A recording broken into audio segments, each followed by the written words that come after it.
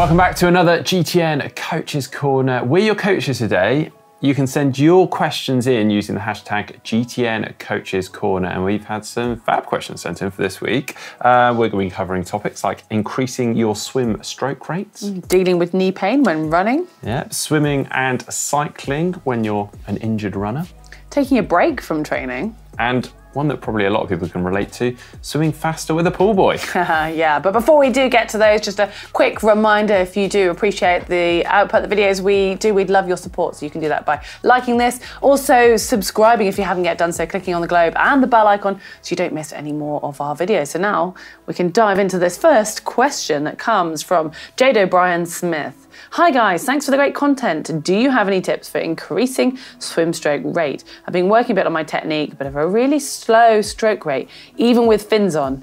Thanks. I should probably throw this one to you because I've got a pretty slow stroke rate. I actually think this is a really common issue. I think as people are trying to learn how to swim and improve their technique, you tend to think things through and slow everything down, and there's like slight apprehension as you're sort of entering the hand, and as a result you end up with this slower arm rate. And obviously that's going to affect your momentum when you're swimming because you are getting your speed up, then you're slowing down, so it's a very inefficient way of swimming. The key though to increasing your arm rate is to make sure that you don't lose the power as well. So obviously you could spin your arms round and just slip your hands through the water, but you're losing some of that power. So it's trying to maintain that power and increase your arm rate, and ultimately with that you're going to go faster, aren't you?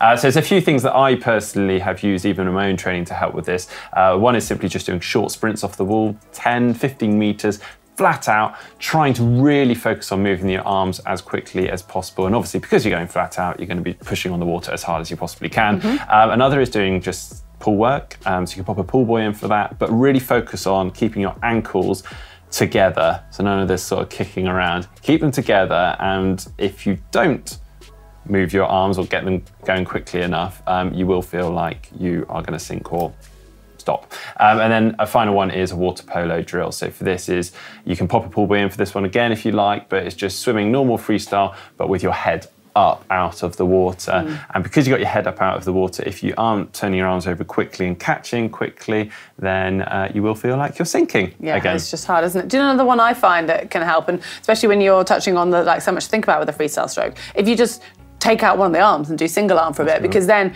you've only got to think about 50% of the amount that's going on. So naturally, and you also don't have the other arm helping with the momentum, so you want to get your stroke around quicker. It's just one that I find, I'm still working on it. Yeah, just generally in all your swimming, obviously just focus on just being a little bit more assertive. It's predominantly this entry of the hand that people slow down with, so just being assertive, that hand entry, getting that catch as quickly as possible, and then moving through into the rest of the stroke. But yeah, we've got a lot of videos on the channel that do run through stuff like that. So. Yeah. All right. Cool. All right, next one from Sev38101.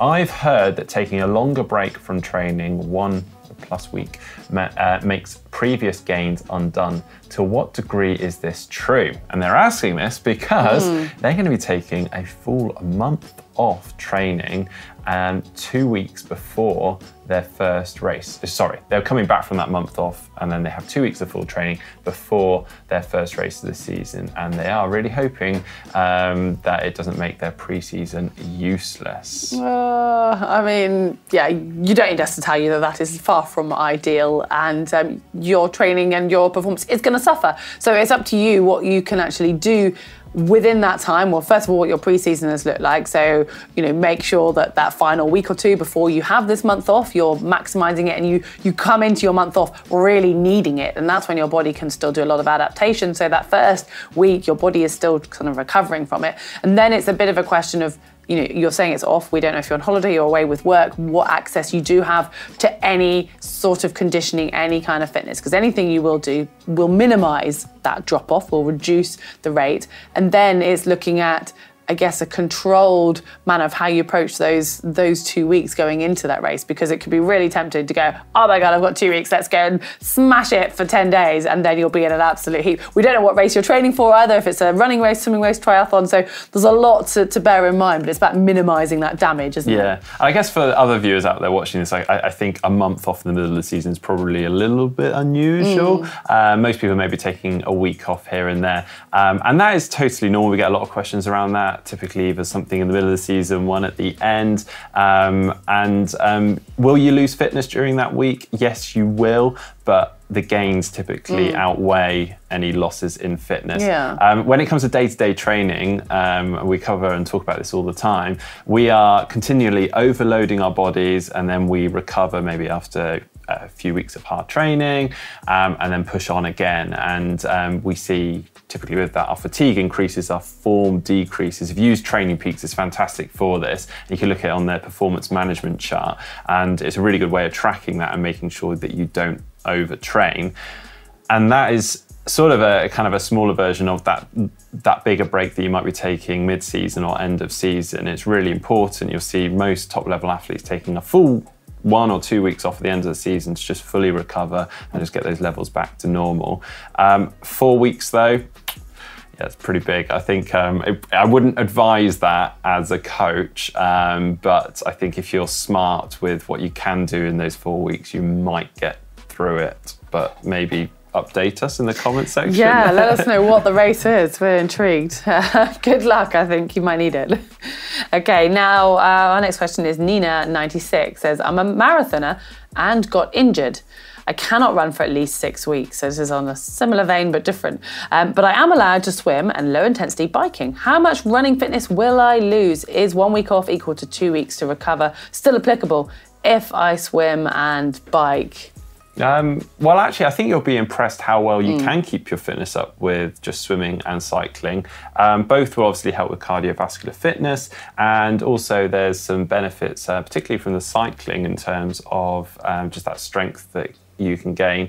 I actually see a lot of high-level runners that have used cycling specifically for kind of cross-training in the past.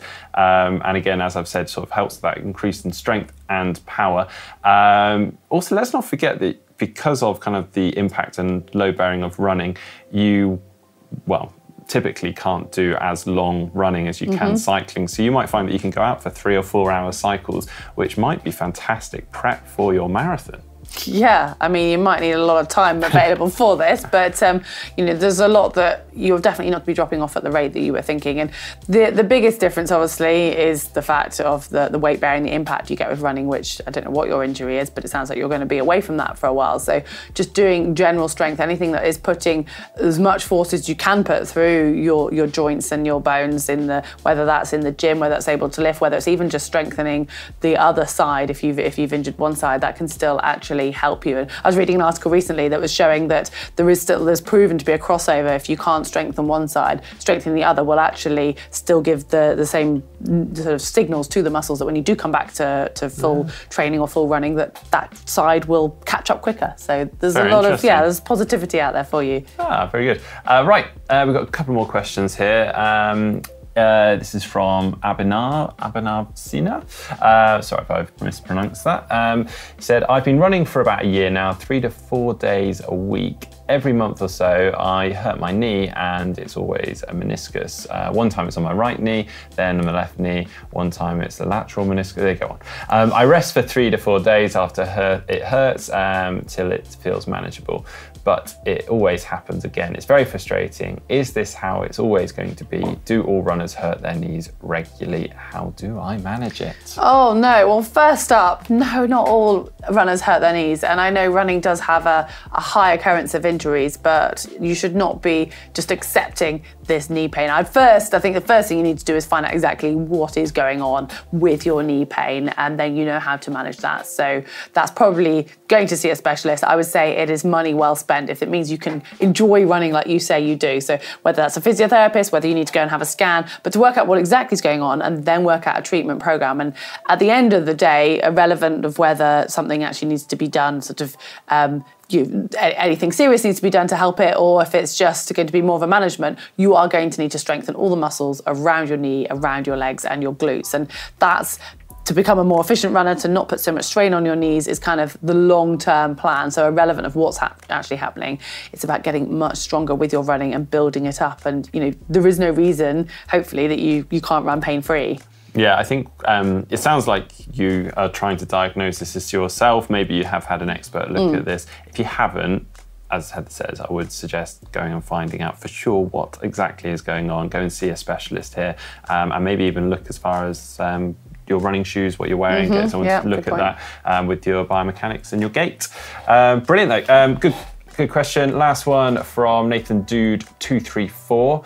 While swimming at the same RPE, why is my swim pace per 100 yards with a pool buoy faster than without a pool buoy? Very common. I suspect the main reason is that without the pool buoy, your hips or your legs are sinking. So if you take a top level swimmer, a very good swimmer, the Olympic swimmers you watch on TV, they'll be more or less horizontal in the water and very high in the water.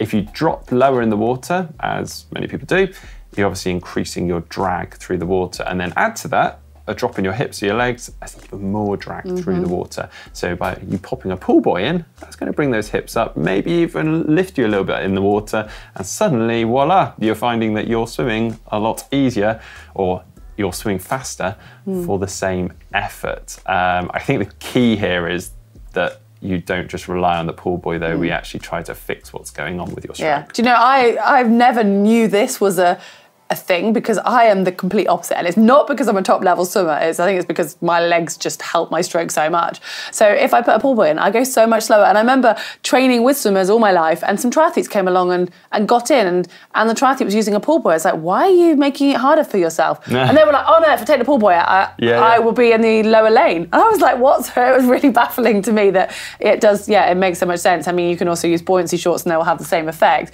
And I guess it's within reason of not being lazy with your swimming and making sure you're working on that, but still accepting that when you do open water swimming, usually you'll have a wetsuit, so that will have a similar effect to the pool buoy. So it's kind of, I guess it's a balance in your training, isn't it? Yeah, we've got a lot of videos that focus on sinking legs, and I'll drop one in the comment section or the description just down below this video. So do make sure you go and check them out. But one of the keys is actually your head position. Imagine it a bit like a seesaw. If you lift your head up, or you're looking down the lane ahead of you, that is actually going to drop your legs down. So maybe focus on just relaxing your head, dropping it down, almost looking at the floor below you whilst you swim, and that will hopefully start to bring those hips and legs up. But probably go check the video out as well for a bit more detail on that. But thanks again for all your questions. As always, keep them coming in using that hashtag GTN Coaches Corner. If you enjoyed today's video, give it a thumbs up and see you next time.